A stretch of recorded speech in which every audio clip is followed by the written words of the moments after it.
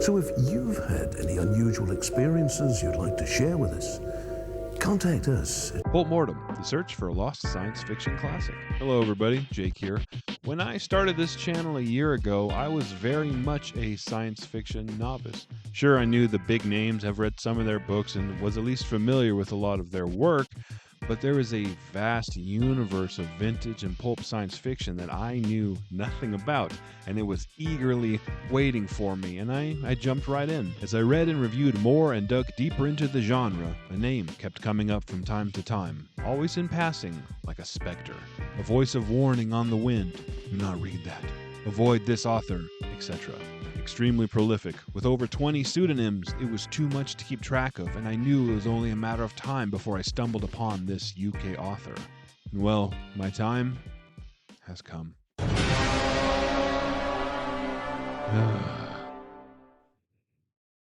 Well, here we go. Like Pel Toro, John E. Muller, Gutro Spartacus, and 20 other names, Mel Jay is a pen name for Robert Lionel Fanthorpe. Born in Norfolk, England on February 9, 1935, the Reverend Fanthorpe is still alive and kicking today. So is his wife, agent, manager, and frequent co-author Patricia. In fact, it isn't clear which, if any, stories he wrote without her. Aww. His first short story was accepted in Futuristic Science Stories at the age of 16, and 2 years later his first novel, Menace from Mercury, was published. He served in the British Army, and while working as a journalist in school, Fanthorpe received his BA from Open University and became a teacher. He was ordained as an Anglican priest in '87, but let's back up just a bit. During the early 50s, he began working for Badger Books, and in a few short years, published over 150 stories. This motorcycle riding priest is also a member of Mensa, was a martial arts and weight training instructor, a lecturer, a member of the Ghost Club, and probably is best known for hosting Fortean TV, a paranormal investigation show. One evening, around 6:30, 24 fish fell out of the sky. All in, Robert and Patricia have published over 250 books and numerous short stories. Which brings us to Orbit 1. Somewhere in the depths of space, a strange intelligence was directing the destruction of the little band of humans on Kolar. So far, the colonists have been beset by fires and floods, hurricanes and tidal waves. Mother Nature! Glenn Bridger, their leader, knew that these catastrophes were occurring too often to be the work of Mother Nature. But the new planet had been explored and was completely uninhabited. Kolar must be concealing some alien life force. But where? Orbit 1 was an original story first published by Badger in 1962. I have the 1970 McFadden Books 4th printing. It is 144 pages and originally cost 60 cents. The cover is by Jack Ferragoso and it's fine. No one was buying this for the cover. It's rough when the best thing on the cover is the title font. My edition here goes for around $5 online, but as far as the first edition, I couldn't find a single copy anywhere online, so your guess is as good as mine. Bless me, Father, as I talk about what I liked. I can appreciate the hustle. In a 3-year period with Badger Books, Fanthorpe published 89 books. 89 books in 3 years. That comes out to, on average, a 150-page book in 12 days. That's a lot of nuts! Now, if you've ever written a book, try and imagine finishing it in 12 days. Now, he did this while in school and while teaching full-time. Nobody can accuse Bobby F. of not embracing the grind. Forgive me, Father, but now, the bad. I don't care who you are. If you write a book every 12 days, it's going to suck. They are all going to suck. You absolutely suck! Badger Books would show Fanthorpe an image of a cover. Say, this is the cover we're thinking of using. He would then think of a title for it, write a quick back blurb, and then he would go write it. You might be saying to yourself, hey, that doesn't give him a lot of time to outline a plot. I don't think he outlined anything. Also, if we're being technical, he didn't actually write. When I was reading this, I kept thinking, boy, Mel Jay, because I didn't know it was Fanthorpe at the time. Boy, Mel Jay sure is indulgent. This reads like somebody is trying to remember a story, but is not that great of a storyteller, but they're really trying to give you all the details. They keep jumping around, they're going off on tangents, they meander, the pacing is abysmal, there's a lot of preaching shoved in here and commenting on the story, and by the time we got to the ending, it was very clear and very obvious that they didn't know how to end it, how to land this story. It really does seem like somebody just hid under a rug, got a tape recorder, and recorded this in one take, then shoved it off on somebody else to transcribe. Ironically, that's exactly what he would do. Hold up. Wait a minute. Something ain't right.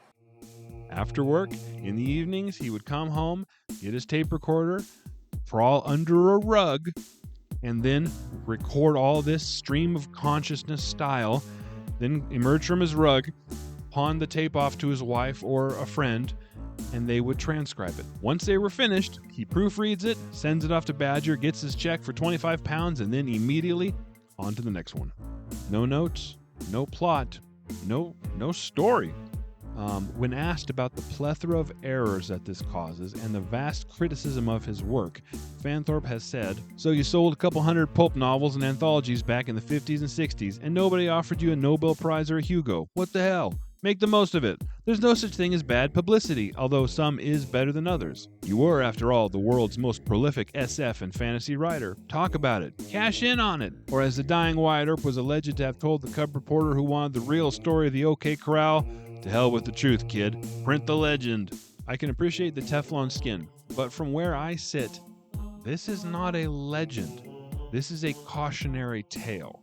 Later in life, the husband and wife team turned their focus from SF to religious books, historical nonfiction, and paranormal investigations. So I'm not speaking to their latter work. I mean, for all I know, it could be quite good. But their speculative fiction from the 50s and 60s? It's rough. And everybody who warned me about the Fanthorpes, you were right. So I'm going to continue with this review, but I mean, we know the source of every single issue I'm going to bring up, so this is probably going to be a short review, kids. Oh, no. Tons of spelling and grammar errors. Again, we know why. No. Wandering and weaving prose. Here, I'll give you guys a quick example. Bridger began pacing around his office. He was a great pacer, was Glenn Bridger. It helped him to think, to concentrate. Not that his concentration needed any particular help. There's nothing solid, nothing impactful. The conversation is so unbelievably floaty. Here's a good comparison. This is a science fiction book written by Mr. Donald Trump. Bridger began pacing around his office. He was a great pacer, was Glenn Bridger. Some say the best pacer, better than any other pacer. There's never been a pacer quite like it, is what they say. I don't know. That's what people tell me. He was the greatest pacer. I don't know. His concentration was so good. Maybe the best. He could concentrate more bigly than anyone. Tons of unnatural disasters happen in this book, and they all happen off camera. Our heroes are told that they're coming. They're warned about the fires, the floods, the radiations, the tidal waves, the winds, the storms. They say, tell everybody to prepare. Then the chapter ends. Okay. Then the next chapter starts up, and they go, oh, wow, that was crazy, wasn't it? Every single time. Even in the 50s and 60s, I think Fanthorpe had his sights set on becoming a man of the cloth, which is great. Go for it, brother. But man, were there some sermons stuffed in here. Some of you may be wondering why a priest is presenting a program on the paranormal. What's worse is that he was aware that he was doing it. Like, he'd go on this lengthy pages and pages long sermons, and then the character receiving it would say, you know, that's a nice sermon and all, but then he would get interrupted by the sermonizing person with an explanation as to why he needs to hear this sermon, which is another sermon in and of itself. We spend a chunk of time in the beginning with this character here on the cover, who's a space farmer, and then he shows up in one other scene, and that's it. He's not the main character. But it starts like he is the main character. It was very jarring. It would be like if Luke Skywalker goes searching for R2-D2, and then we swap to Han Solo, and we're staying with Han Solo for the rest of the movie. We'd all be like, okay, clearly this is the main character now, but like, what happened? What happened to that farm boy? I really thought he was our protagonist. What am I saying? That's the least of the problems here. The dialogue is beyond clunky. Conversations are circular. There's a lot of repeating. They stretch out way too long. You know, because nothing was planned out.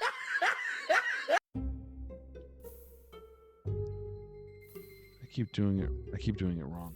Excuse me, Father. We have some morality issues here. The good guys are the police officers, and they keep getting strange warnings that these events are going to happen right before they happen. They don't understand why, but they keep getting these warnings. It's dumb. Anyway, there's some financial backers who are the financial backers of the entire colony show up, and they're kind of like, hey, we're expressing some concerns, like people are dying. It's kind of dangerous all of a sudden. Anyway, these backers find out that the police have this information that these things are not natural events, and they've been concealing it from everybody. Don't think too much. So they threaten to go public with this. The people deserve to know that there's maleficent forces. Malevolent. Maleficent is a Disney character. Oh my gosh, you see, this is making me stupider, you guys. Anyway, our heroes threaten to publicly execute the bankers. Hold up. Wait a minute. Because bankers bad? Is that? I don't understand. I wouldn't necessarily complain about it if it didn't have an accompanying sermon. Retarded. You may have noticed that I haven't said anything about the plot, the story, the actual contents of this book. You're right. There's nothing there. This is a short story, a really, really short story that was bloated by a rambling author. Your intellect is as weak as your dollar. Failure is your destiny. You disrespect yourself and your nation. You are made of stupid. This was not fun. So in lieu of a fun section today, let's showcase another Stupidest Line Award. Here's our hero's reaction to seeing a volcano suddenly emerge right in front of him. His mind became filled with unanswerable question marks. He tried to ponder the imponderable. He tried to answer the unanswerable. He tried to believe the unbelievable, and to comprehend the incomprehensible. The result of these valiant mental efforts was a headache. Here was terror with a capital T, fear with a capital F, horror with a capital H.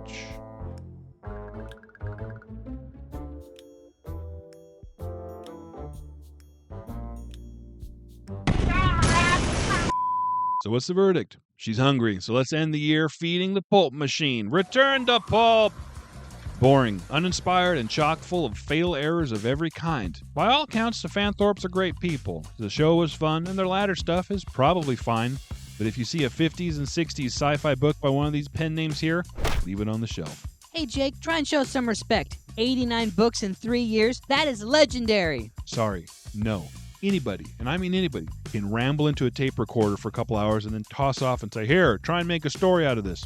When I've put more care, attention, and research into this review than you did in writing your entire story, sorry, you don't get credit for wasting people's time and money. You don't. Maybe. Just maybe. Not all press is good press.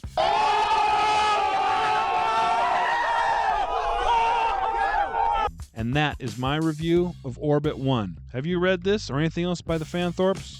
Let us know in the comments, but what a piece of trash, right? I'm going to have to be more careful in selecting my books in the future. But I probably won't be. As I said, this was the last review of 2024, but stay tuned for the best of 2024. And the worst. We'll see you next week, assuming that you've been able to avoid the fangs of the goatsucker.